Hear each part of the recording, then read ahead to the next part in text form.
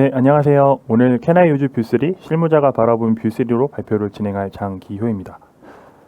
네, 저는 현재 네이버에서 프론트엔드 개발자로 일을 하고 있고요. 요즘에는 캡틴 판교의 프론트엔드 개발 상담소 유튜브 채널을 운영하고 있는데 관심 있으신 분들은 요거 종종 놀러 오시면 좋을 것 같습니다. 그리고 대학생이랑 실무자분들을 위해서 인프라 멘토링 프로그램도 운영하고 있습니다. 참고해 주시면 좋을 것 같아요. 오늘 제가 발표할 주제는 뷰3인데요.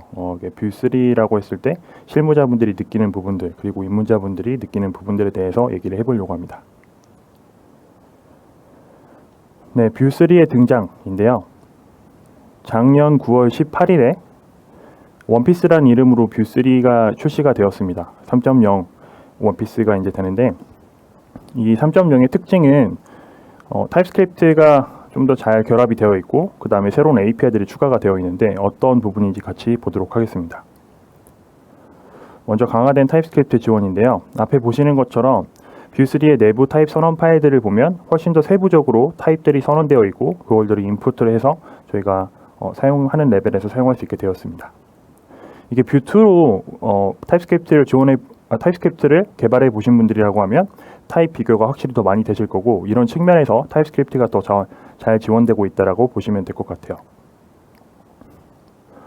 그리고 신규 API 중에 뷰3의 가장 특징적인 부분인 컴포지션 API를 말씀드릴게요. 일단 컴포지션 API는 코드 재사용을 위한 셋업이라고 하는 이 API를 사용을 하는데요. 이 셋업 API는 옵셔널한 거라고 보시면 됩니다. 기존에 저희가 작성하던 데이터, 메서드, 와치 같은 속성들을 쓰셔도 되고 그렇지 않고 셋업이라고 하는 API를 이용해서 별도의 로직을 작성하실 수 있습니다. 하나씩 보시게 되면 데이터 속성 같은 경우에는 ref라고 하는 속성을 이용해서 메시지 변수에 리액티비티를 주입하고 리턴을 해서 템플릿에서 바로 사용할 수 있는 형태로 사용하실 수 있고요. change 메시지 같은 경우에도 이렇게 이 셋업 안에서 함수로 정의하셨을 때 리턴을 하게 되면 기존의 메소드 속성처럼 동작하게 됩니다. 이런 식으로 여러 가지 특징들이 있는데 또 그 외에 앞에 보시는 것처럼 템플릿의 컴포넌트의 위계가 최상의 엘리멘트가 하나가 아니라 여러 개가 될 수 있는 프래그멘테이션도 적용이 될 수 있습니다. 더 이상 저희가 개발할 때 기존에 좀 걸리적거렸던 부분들이 훨씬 더 많이 편하게 되는 부분이 있죠. 그리고 그 외로는 원래 뷰2에서 뷰포탈이라고 하는 커뮤니티 라이브러리가 텔레포트라고 하는 이름으로 공식 라이브러리로 들어오게 되었고요. 그 다음에 서스펜스라고 하는 이런 로딩 관련된 상태 제어도 들어와 있습니다. 그리고 멀티 V 모달, 그 외에 템플릿 문법 등 여러 가지 API가 이제 출시가 되었고요. 이걸 보신 분들은 아무래도 그러면 이제 뷰3를 써야겠네 라고 생각을 하실 수 있을 것 같아요. 그러면은 그걸 저희가 현실에서는 어떻게 받아들이고 있는지 한번 보도록 하겠습니다. 실무자가 바라본 뷰3인데 저도 이제 회사에서 뷰로 서비스를 개발을 하고 있고 그런 관점에서 이 뷰3를 한번 가상의 시나리오를 만들어서 얘기를 해보도록 하겠습니다. 뷰3가 나왔다던데 우리 프로젝트에 넣어볼까요? 라고 팀 구성원이나 옆팀 개발자가 얘기할 수 있을 것 같아요. 일단 우리 프로젝트라고 했을 때 지금 저희 팀의 어떤 팀원이 얘기했다라고 해볼게요. 그리고 그 프로젝트에서는 아마 이런 식의 라이브러리가 사용되고 있을 거예요. 뷰티파이라던가 뷰테이블, 뷰데이터 피커 등 레이지로드 차트 전부 다 이제 서비스 개발에 필요한 커뮤니티 라이브러리이고 스타 수는 다 1000개가 넘는 대중성이 확보되어 있는 그런 라이브러리들입니다. 근데 이 라이브러리들이 이제 뷰2에서 지원되고 있었는데 뷰3로 개발하게 되면 보시는 것처럼 커뮤니티 라이브러리가 지원되지 않고 있습니다.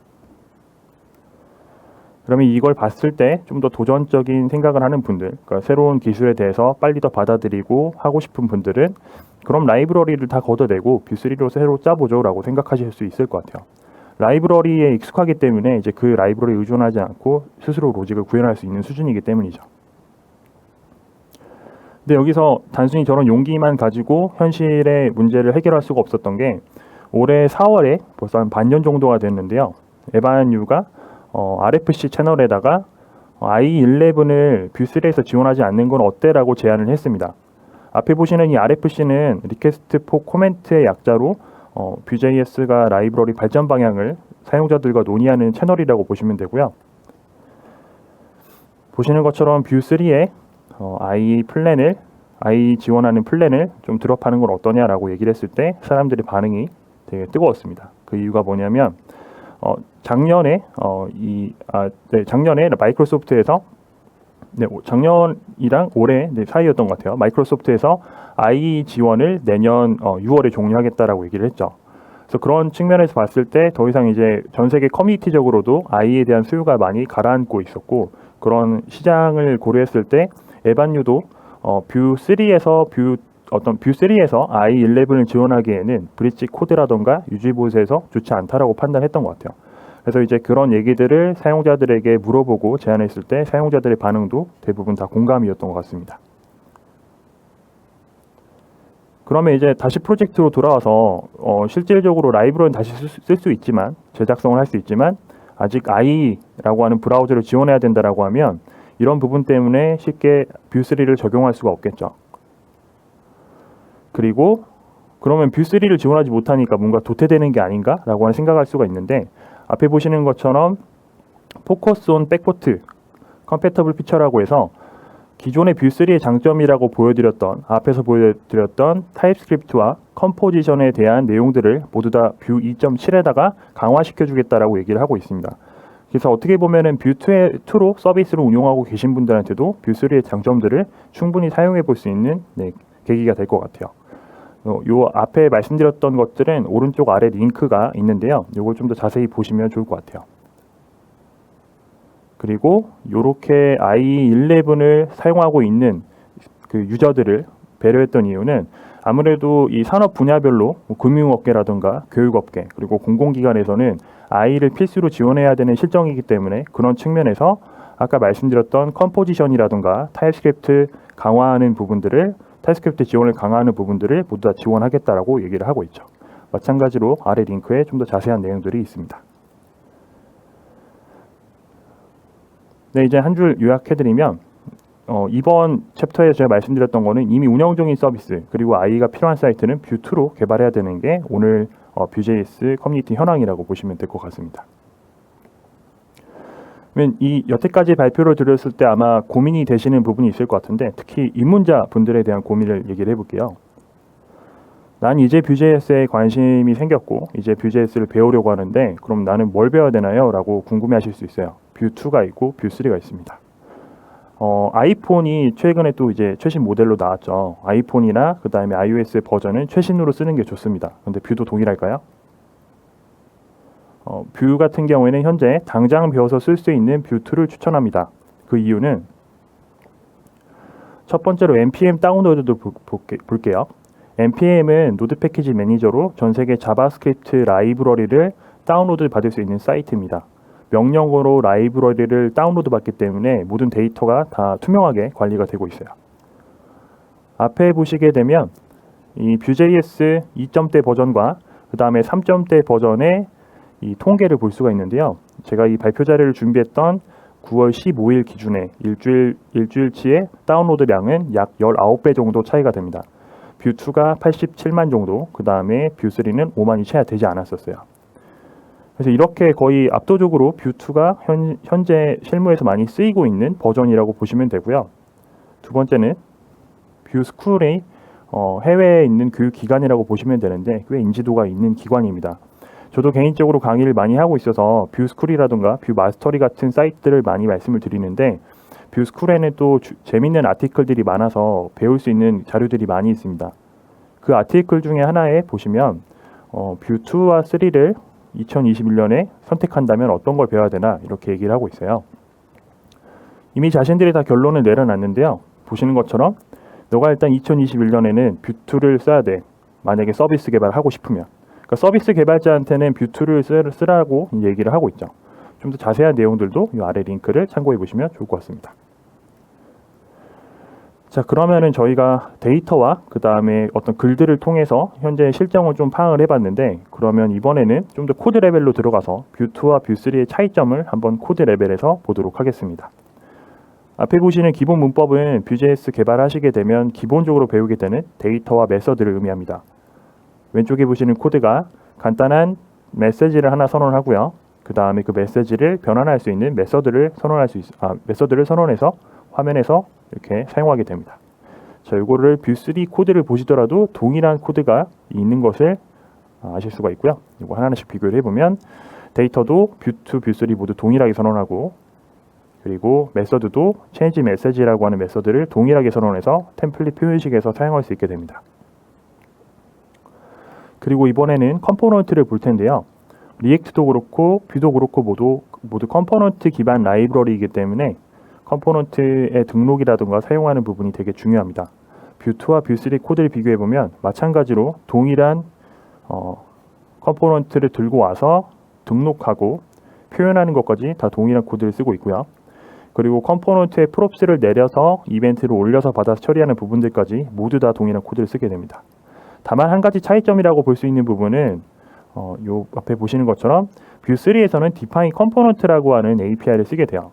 근데 저 부분은 이제 보통 뷰 CLI로 프로젝트를 생성해서 진행을 할 때 자동으로 완성되는 부분이기 때문에 비투어 플러그인이라던가 VS 코드 플러그인을 이용해서 자동으로 완성하기 때문에 이 define component는 저희가 실제로 보통 손대지 않고요. 이 안에 있는 내용들을 작성을 하게 되죠. 그런 관점에서는 뷰2와 뷰3 모두 다 동일한 코드로 제작을 할 수 있다는 것을 아실 수가 있을 겁니다. 그리고 제일 많이 궁금해하실 만한 컴포지션을 보도록 할게요.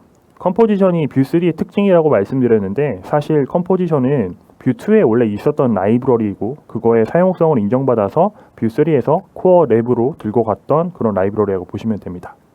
마찬가지로 컴포지션 역시 동일한 코드로 뷰2, 뷰3 모두 지원할 수 있다는 것을 아실 수가 있을 거예요.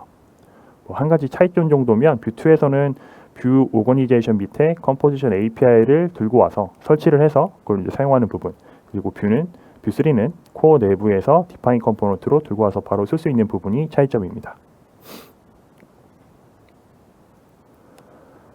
자, 그러면은 저희가 여태까지 살펴본 내용을 봤을 때 이제 뷰2로 배워도 문제가 전혀 없는 현재 뷰.js 개발이라고 정리를 해볼 수 있을 것 같습니다. 자, 그럼 여태까지 입문자의 고민을 얘기를 해봤는데요. 이번엔 실무자 입장에서 고민을 한번 얘기를 해볼게요. 저도 현재 회사에서 뷰로 서비스를 개발하고 있기 때문에 어떻게 보면 저의 고민이기도 한데요. 뷰3에 새로 나온 기능들을 써보고 싶은 욕구가 가장 크실 겁니다. 왜냐하면 프론트엔드 개발자는 좀 새로 나온 지식들을 많이 이제 배워야 되고 학습하면서 성장해야 되는데 마냥 뭔가 운영 환경 때문에 뷰2에 머물러 있어야 될 것 같은 느낌이 좀 있으실 것 같아요. 근데 그랬을 때 뷰3에 새로 나온 기능들 써보고 싶다라고 하는 욕구가 있을 것 같고요. 그런 측면에서 어떤 걸 하냐면 뷰2에서도 충분히 컴포지션 API와 타입스크립트를 사용해 보실 수 있을 겁니다. 제가 앞에서 말씀드렸던 컴포지션 API를 좀 더 자세하게 설명을 드리겠습니다. 뷰 컴포지션 API는 뷰2에서 컴포넌트의 재사용 가능 로직을 작성할 수 있도록 도와주는 라이브러리입니다. 이걸 좀 더 쉽게 말씀드리면 컴포넌트의 코드가 2번 이상 반복되었을 때 그걸 한 곳에서 작성을 하고 들고 와서 재사용할 수 있게 만드는 그런 API라고 보시면 되고요. 함수 기반의 API 작성을 할 수 있기 때문에 훨씬 더 타입스크립트 관점에서 추론을 잘 지원받을 수 있습니다. 그리고 데이터와 로직 목적별로 관심사를 분리할 수 있기 때문에 하나의 컴포넌트 안에서 유저, 프로덕트, 이미지 등의 데이터가 있을 때 그런 이미지별로 그런 그 도메인별로의 로직이 서로 엉켜 있을 수가 있습니다. 그런 부분들을 훨씬 더 깔끔하게 분리할 수 있기 때문에 컴포지션 API의 장점이 저쪽에서 많이 드러날 겁니다. 그리고 리액트 후계 방식을 채택해서 뒤늦게 나온 만큼 기존의 리액트 후계 문제점들을 몇 가지를 좀 보완을 했습니다. 첫 번째는 분기문과 반복문, 중첩 함수 내에서 사용할 수가 있고요. 이런 부분들은 이제 지금 혹시 발표를 듣고 계신 리액트 개발자분들께서 많이 공감하실 텐데 리액트 훅 같은 경우에는 분기문과 반복문, 중첩 함수 내에 훅을 사용하면 되지 않습니다. 그래서 그런 부분들이 컴포지션 API는 제약이 없어서 훨씬 더 코드를 작성할 때 유연하게 작성하실 수가 있고요. 두 번째는 리액트 훅 같은 경우에는 펑셔널 컴포넌트 안에서 스테이트의 변화에 따라서 화면이 다시 그려질 때 훅이 다시 실행될 수가 있습니다. 따라서 그런 부분들 때문에 지연된 초기화라든가 메모이제이션의 방법을 써가지고 좀 더 고민을 해줘야 되는데요. 뷰 같은 경우에는 오히려 컴포지션 API가 컴포넌트 생성주의에 따라서 컴포넌트가 생성되었을 때 최초에 한 번만 실행된다라고 보시면 됩니다. 이후에 화면이 다시 그려지더라도 컴포지션 API 안에 로직들은 다시 실행되지 않는 뷰의 리액티비티 성격이 있다라고 보시면 되겠습니다. 컴포지션 API 예시를 다시 한번 보여드릴 텐데요. 이미 앞에서 말씀드렸던 그 코드들입니다. 뷰2에서도 이렇게 뷰 컴포지션 API를 이용해서 래프를 들고 오고 그 다음에 셋업이라고 하는 API를 이용해서 쓸 수가 있게 되겠죠. 앞에서 보셨던 데이터 메서드와 모두 다 어우러져서 사용할 수 있고요. 한 가지 추천드리는 것은 컴포지션 API만으로 모든 코드를 작성하는 것은 추천드리지 않습니다. 왜냐하면 셋업이라고 하는 이 API 목적 자체가 코드 재사용 목적이 있기 때문에 오히려 뷰의 생산성이라던가 그 다음에 낮은 학습 장벽을 고려한다라고 하면 이건 좀 이후에 애플리케이션이 복잡해졌을 때 사용하시면 좋을 만한 API인 것 같습니다. 그러면은 앞에서 보여드렸던 이 컴포지션 API를 실제 어떻게 적용하실 수 있는지 제가 간단하게 코드를 작성해 보도록 할게요. 자, 먼저 물을 잠깐 좀 마시고 하겠습니다.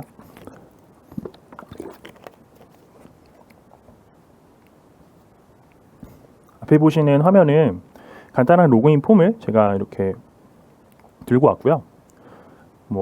값을 입력한 다음에 로그인했을 때 그냥 로그인 버튼 눌러볼게요. 로그인 버튼 누르면 로그인 했다라고 하는 성공 모달이 뜬다라고 이렇게 텍스트로 표현을 해봤습니다.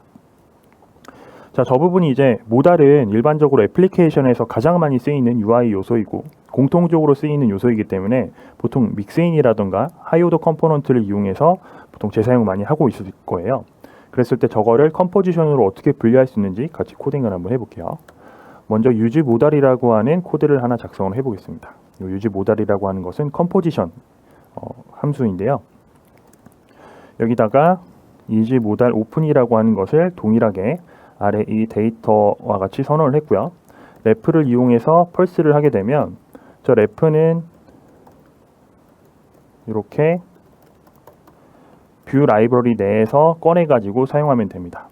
앞에 보시는 이 코드, 인베드된 코드가 싱글 파일 컴포넌트 플레이그라운드라고 하는 사이트를 제가 인베드해서 보여드리고 있는데요. 이 지금 컴포넌트들은 전부 다 뷰3로 되어 있기 때문에 래프를 뷰 코어 라이브러리에서 꺼냈습니다. 만약에 제가 이제 뷰2였다라고 하면 이렇게 컴포지션 API를 사용했을 것 같아요. 자, 그래서 일단 래프를 들고 왔고요. 리턴으로 이제 모달 오픈을 하게 되면 보시는 것처럼 이제 모달 오픈이라고 하는 이 값은 이제 리액티비티 랩을 이용해서 리액티비티가 주입된 하나의 데이터라고 보시면 됩니다. 밑에 보시는 이 데이터 속성과 동일한 형태를 띠는 거죠. 자, 그러면 이제 이 유즈 모달을 제가 이 현재 컴포넌트 app.b라고 하는 컴포넌트에 쓴다라고 하면 이렇게 셋업이라는 걸 이용해서 써볼 수가 있게 됩니다. 리턴으로 스프레드 오퍼레이터를 이용해서 유즈 모달을 호출하고 풀면은 리턴 안에 있었던 이 값들이 모두 다 셋업의 리턴으로 바뀌면서 최종적으로 이지 모달 오픈은 이 위에 있는 템플릿 표현식에서 사용할 수 있게 되고 컴포넌트 안에서 디스로 접근할 수 있게 됩니다. 자, 따라서 그러면 이제 데이터가 필요가 없겠죠. 왜냐하면 셋업이라는 걸 이용해서 이미 그 이지 모달 오픈은 공통 코드로 작성했기 때문이죠. 자, 이렇게 하고 로그인 눌러보면 동일하게 동작하는 것을 보실 수가 있습니다. 자, 그 다음에 이제 단순히 모달의 상태뿐만 아니라 모달을 열고 닫고 하는 코드들도 많이 이제 공용으로 쓰실 텐데 그것도 동일하게 여기다 메서드로 뽑아 보겠습니다. 오픈 모달이라고 하는 변수의 함수 표현식을 이용해서 함수를 만드시고요. 여기다가 is 모달 오픈이라고 하는 거에 value를 접근해서 true로 놓게 되면 이 오픈 모달은 리턴 값에 넣었을 때 이제 메서드로서 동작을 하게 될 겁니다. 오픈 모달도 이제 현재 컴포넌트 안에서 템플릿 표현식이라던가 그 다음에 메서드 안에서 모두 디스로 접근할 수 있게 되죠. 따라서 이 메서드도 오픈 모달도 필요가 없습니다. 이렇게 해서 자동으로 지금 저장이 되었는데요. 로그인 눌러보면 동일하게 동작하는 것을 보실 수가 있습니다. 자, 이런 부분들이 바로 기존에 있는 서비스 코드의 컴포지션 API를 바로 적용해서 쓸 수 있는 부분인데요. 지금 앞에 보시는 유즈 모달이라고 하는 것은 제가 시연을 위해서 여기 같은 파일을 작성했지만 원래는 컴포저블이라던가 훅이라고 하는 폴더에다가 이렇게 유즈 모달이라고 JS 파일을 만들어 주시고 익스포트해서 임포트로 쓰시면 훨씬 더 여러 군데에서 사용할 수 있는 공통 코드가 될 수 있습니다. 자, 이런 식으로 일단 컴포지션 API를 써올 수 있다라고 제가 간단하게 코딩을 해봤고요. 이제 이 API를 사용하실 때 뷰2에서 컴포지션 API를 사용하실 때 주의할 만한 부분들을 제가 말씀을 드릴게요. 기존의 재사용 방식으로 많이 쓰셨던 믹스인 그리고 HOC를 이용한 코드 재활용 방식은 가급적 지양해 주시면 좋습니다. 왜냐하면 뷰.js 커뮤니티 자체가 현재 뷰 컴포지션 API, 그러니까 컴포지션 API를 기반으로 즉 재사용 방식을 들고 가고 있기 때문에 예전에 어떻게 보면 추천해드렸던 믹스인과 HOC는 더 이상 좀 유효하지 않다라고 보시면 되고요. 더불어서 믹스인을 통해서 주입된 코드와 컴포지션 API가 엮였을 때는 오히려 디버깅이 어려울 수 있어서 가급적 기존의 코드들을 다 컴포지션 API로 재작성하시는 것을 추천을 드립니다. 점진적으로 작성해 보시면 될 것 같아요. 그리고 타입스크립트랑 같이 사용했을 때 훨씬 더 효과가 배가가 됩니다.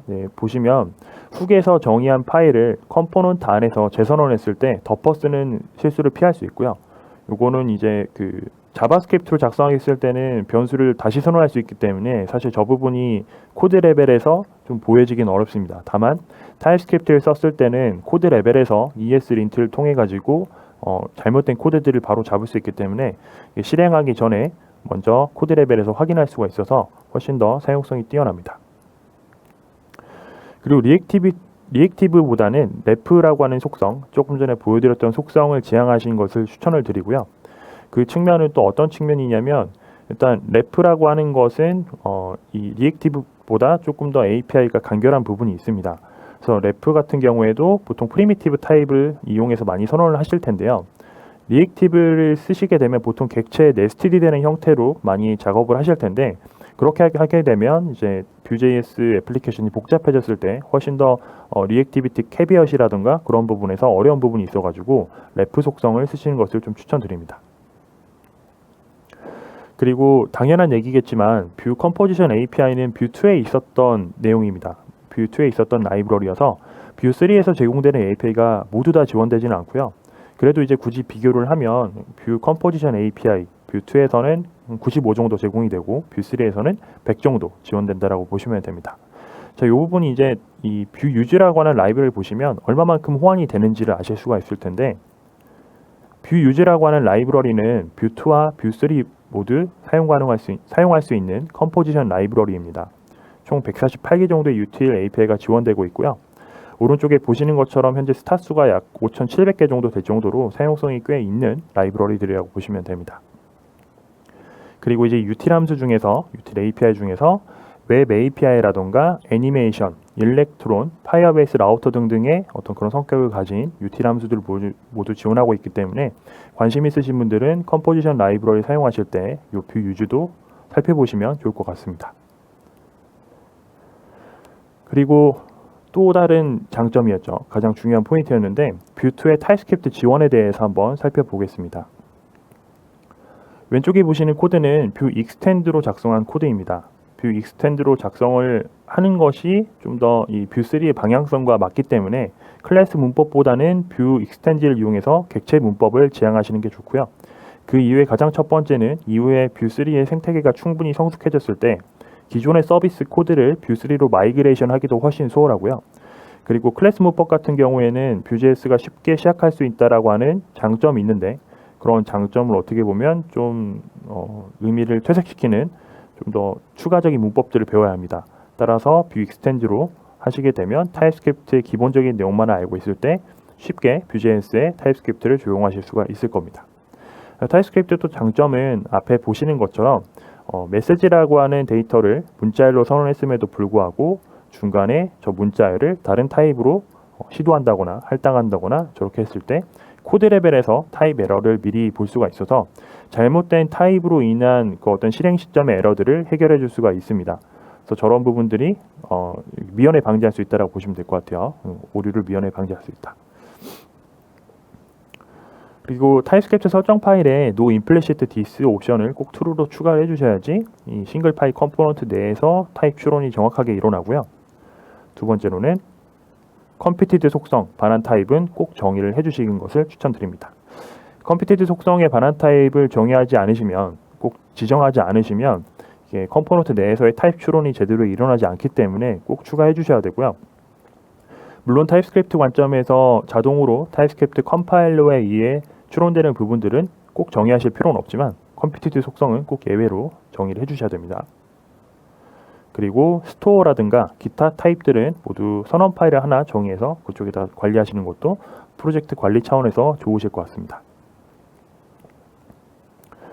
자, 그러면은 이번 장표에서는 제가 여태까지 Vue.js로 타입스크립트 프로젝트를 여러 번을 진행했었는데 제 개인적인 생각들을 좀 정리를 해봤어요. 내가 만약에 다시 새로운 Vue 프로젝트에 타입스크립트 적용한다라고 하면 아마 이 순서대로 진행을 할 것 같습니다. 먼저 첫 번째로는 기존 운영되고 있는 Vue.js 프로젝트에 타입스크립트 플러긴을 추가하거나 혹은 타입스크립트 기반으로 뷰 프로젝트를 하나 생성하는 두 가지 방법이 있을 것 같습니다. 저는 보통 후자를 선호하는데요. 그 이유가 뭐냐면 타입스크립트를 추가한다는 의미는 타입스크립트와 관련된 라이브러리가 모두 호환이 되어야 되고 그리고 호환성을 확보하기 위해서 라이브러리 버전들도 새로 올려주셔야 되는 부분이 있을 겁니다. 그런 거를 일일이 하시는 것보다 Vue CLI를 이용해서 타입스크립트 옵션을 포함해가지고 생성했을 때 훨씬 더 깔끔하게 라이브러리를 호환성 문제를 해결할 수 있을 겁니다. 두 번째로는 그렇게 프로젝트를 구성하시고 나서 타입스크립트 설정 파일에 allow.js와 noImplicitDis 옵션 등을 추가해 주시면 됩니다. allow.js 같은 경우에는 아무래도 기존에 운영되고 있었던 서비스 코드가 크다라고 했을 때 그 서비스 코드를 모두 다 타입스크립트 변환하면 비용이 많이 듭니다. 따라서 allow.js를 이용해서 기존의 주요 로직들은 모두 자바스크립트로 남겨두고 그거를 타입스크립트 빌드를 했을 때 자바스크립트도 포함할 수 있는 형태로 가시는 게 좋고요. 그리고 noImplicitDis 같은 경우도 조금 전에 말씀드린 것처럼 타입스크립트로 코드를 작성할 때 자동 완성이라든가 추론 등의 생산성을 높이기 위한 결과로 보시면 됩니다. 그리고 기본적인 타입 에러만 수정하고 any와 같은 약한 타입부터 점진적으로 적용하라고 되어 있는데요. 이 부분도 마찬가지로 타입스크립트 프로젝트로 변환하시고 나면 아마 자바스크립트 코드에서 아주 간단한 타입 에러들이 날 거예요. 그런 부분들을 수정해 주시고 그 이후에 npm run 빌드가 가능한 형태로 가능한 수준의 타입 정의를 진행해 주시면 되는데 처음부터 구체적인 타입보다는 any 등과 같은 약한 타입 그러니까 자바스크립트의 유연성을 그대로 남겨줄 수 있는 타입들부터 정의하시고 그 이후에 좀 더 스트릭트 레벨 등을 올려서 강하게 타입을 정의해 주셔도 됩니다. 그래서 이제 이 5가지의 절차는 사실 점진적으로 타입스크립트를 적용하는 방법에 대해서 말씀을 드린 거고요. 여기 앞에 보여드렸던 이런 내용들은 좀 더 Vue.js 특화되어 있는 내용이라고 보시면 됩니다. 개인적인 또 팁으로 드릴 만한 부분이 VS 코드의 비투어 플러그인에서 TS 플러스 탭으로 단축키를 이용해서 파일을 생성하시게 되면 아까 보셨던 vue.extend 파일을 vue.extend 기반으로 싱글 파일 컴포넌트 코드가 작성될 거기 때문에 꼭 그렇게 작성해 주시면 되고요. 그리고 프롭스 속성을 먼저 정의하시게 되면 컴포넌트 태그에서 자동 완성을 지원받을 수 있기 때문에 저런 부분도 같이 고민해 주시면 훨씬 더 생산성이 올라갈 수 있다고 생각합니다. 더 자세한 가이드는 오른쪽 아래 링크가 있는데요. 저 링크도 혹시 궁금하신 분들을 위해서 제가 이렇게 사이트를 들고 와봤어요. 타입스크립트 핸드북이라고 하는 사이트를 제가 만들었는데 왼쪽 맨 아래 목차를 보시면 자바스크립트에 타입스크립트를 적용하기라고 하는 메뉴가 있습니다. 저 메뉴에서 들어오셨을 때 자바스크립트 코드에 타입스크립트를 적용할 때 주의할 점부터 해서 절차라든가 좀 더 구체적인 가이드가 들어가 있는데요. 이 자바스크립트 코드에 타입스크립트 적용하는 이 포인트는 이 Vue.js 개발자뿐만 아니라 이 자바스크립트 프로젝트를 하고 계시는 리액트 개발자라든가 아니면 바닐라.js 등에 다 해당되는 절차입니다. 따라서 만약에 타입스크립트 도입에 관심이 있으신 분들은 이 가이드를 보시면서 점진적으로 서비스 코드를 타입스크립트로 변환해 나가시는 것도 좋을 것 같아요.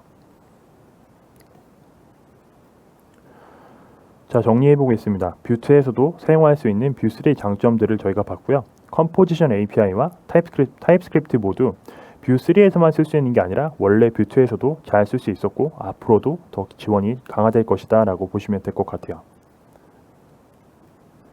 자, 거기까지 제가 제 강의를 정리를 했는데요. 마지막으로 Vue3 준비와 도입식에 대해서 말씀을 드릴게요. 아마 지금까지 발표를 보신 분들 중에 가장 많이 궁금해하실 만한 질문이 그럼 뷰3는 언제 쓰는 게 좋을까요? 라고 가장 많이 질문하실 수 있을 것 같아요. 제가 개인적으로 생각한 뷰3는 언제 쓰면 좋을까는 아래와 같이 정리될 수 있을 것 같아요. 먼저 코어랑 커뮤니티 라이브러리 생태계가 충분히 성숙해졌을 때인데 때인데요. 코어 같은 경우에는 이미 1년이 지났기 때문에 꽤 많이 성숙되어 있는 상태고 뷰 개발자 도구도 많은 버전업을 통해서 지금 괜찮은 상태로 올라와 있습니다. 다만 아까 보셨던 것처럼 뷰티파이라던가 뭐 기타 커뮤니티 라이브러리들이 아직 성숙해지지 못했기 때문에 뷰3를 좀 더 많이 지원할 수 있는 라이브러리가 생긴다라고 하면 그때 뷰3로 넘어가시는 것도 좋을 것 같습니다. 그리고 당연한 얘기지만 가장 많은 제약사항이 있었던 IE 브라우저 지원, 저 부분이 내년 하반기 이후부터 이제 풀릴 것 같아요. IE 지원이 내년 6월에 끝나기 때문에 그 이후에 커뮤니티의 동태를 보시고 뷰3로 자연스럽게 넘어가시는 것도 좋을 것 같습니다. 그리고 이 커뮤니티의 현황을 기다리시지 말고 지금 당장 실천할 수 있는 부분이 있는데요. 회사 내에서 사용자 층과 브라우저를 선택할 수 있는 어드민, 인터널 사이트를 개발하실 때도 뷰3를 당장 써보시는 것도 좋을 것 같습니다. 그때까지 제가 오늘 강의에서 말씀드렸던 컴포지션과 타입스크립트로 재밌게 개발해 보시면 좋을 것 같고요. 오늘 이 발표 자료는 슬라이데브라고 하는 슬리데브인가요? 네, 슬리데브라고 하는 뷰3로 개발된 프레젠테이션 도구를 사용했습니다. 앞에 보시는 안토니와 라이너스 보그 덕택에 제가 이 프레젠테이션을 재밌게 좀 구성해 봤는데요. 이 슬라이데브를 만든 사람이 사실 컴포지션 API를 만든 사람이에요. 따라서 되게 훌륭한 분인 것 같은데 그분 덕택에 좋은 자료를 썼던 것 같고 관심 있으신 분들은 앞으로 발표하실 때 밑에 보시는 슬라이데브에 들어가서 좀 더 참고해 보시면 좋을 것 같습니다. 네, 감사합니다.